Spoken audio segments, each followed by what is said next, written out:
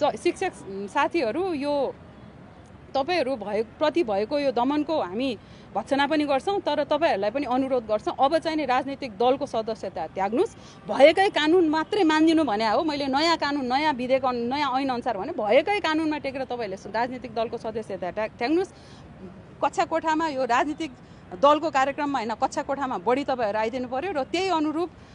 राजनीतिक दलहरुले पनि तपाईलाई दुरुपयोग गर्न स्टप गर्नु पर्यो है र यो सबैमा एकदम पिल्सिएको चाहिँ नि हाम्रो अभिभावकहरू र हाम्रा विद्यार्थीहरू तपाईहरु एकदम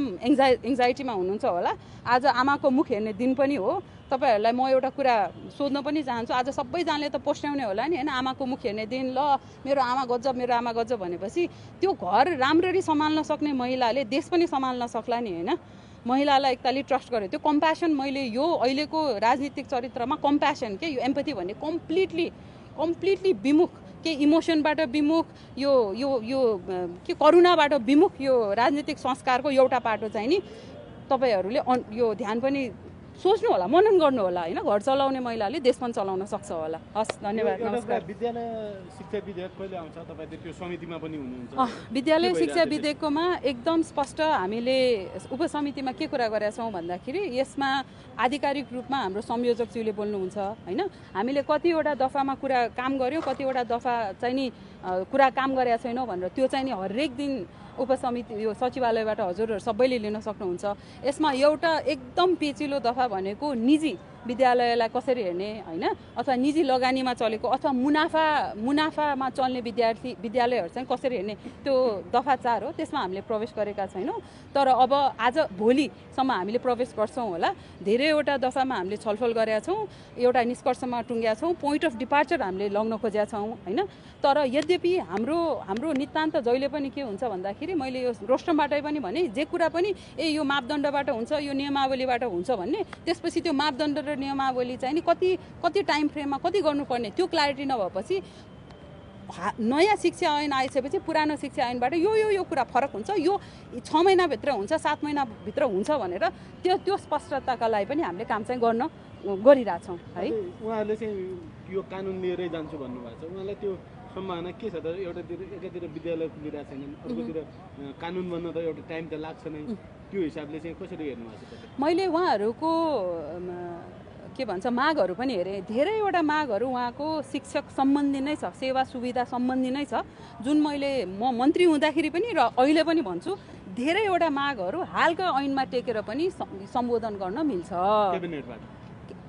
एक्ज्याक्टली हैन कतिवटा शिक्षक दरबन्दी हुन्छ भन्ने त मैले ऐनमा लेख्ने होइन होला नि त हैन त्यो त अहिलेको हामीलाई यति दरबन्दी चाहिन्छ र त्यही अनुरूप जाने भनेर हालकै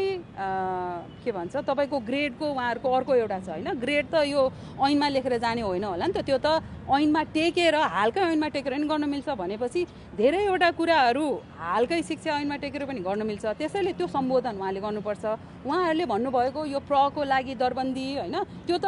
पोइन्ट अफ डिपार्चर हो त्यो त ईसीडी लाई रेकग्निसन हैन त्यो सबै त हामीले अलरेडी गरि पनि सकेका छौं हैन अब त्यो प्रतिवेदनमा आउँछ पनि त्यसमा हामीले त एकदम क्लियरली काम पनि गरेका छौं तर उहाँको धेरैवटा माग शिक्षक सम्बन्धी यो सेवा सुविधा सम्बन्धी भन्छ त्यो चाहिँ नि शिक्षा यो के भन्छ सरकारले ठ्याक्क यो गर्न सक्छ यो गर्न सक्दैन त्यसमा अनि बजेटमा रिफ्लेक्ट हुने गरी आयो भने त उहाँहरुको माग सम्बोधन पनि हुन्छ गर्ने तरिका चाहिँ यो हो जस्तो लाग्छ तर विधेयक भनेको सडकबाट बन्दैन मुद्दा स्थापित हुन्छ तर त्यसमा छलफल गरेर त्यसलाई संसदमा उपसमितिमा हरेक दिन हामीले काम गरिरहेका छौं एउटा कुरा भन्नुभयो शिक्षकहरूलाई राजनीतिक दलको त्याग गर्नुहोस् भन्नुभयो ट्रेड युनियनको व्यवस्था शिक्षा उसमा लागू हुन्छ कि नै अबको कानुनमा के गर्दै हुनुहुन्छ मैले एउटा एकदम क्लियरली तपाईहरुले ट्रेड युनियन भन्दै गर्नुहुन्छ हैन एकताली त्यो श्रम ऐनको पनि एकताली हेर्दिनु होला ट्रेड युनियन हुनलाई तीनटा कुरा हुनुपर्छ भनेर हामीलाई कर्मचारीहरूले भनेको छन् एउटा सरकार हुनुपर्छ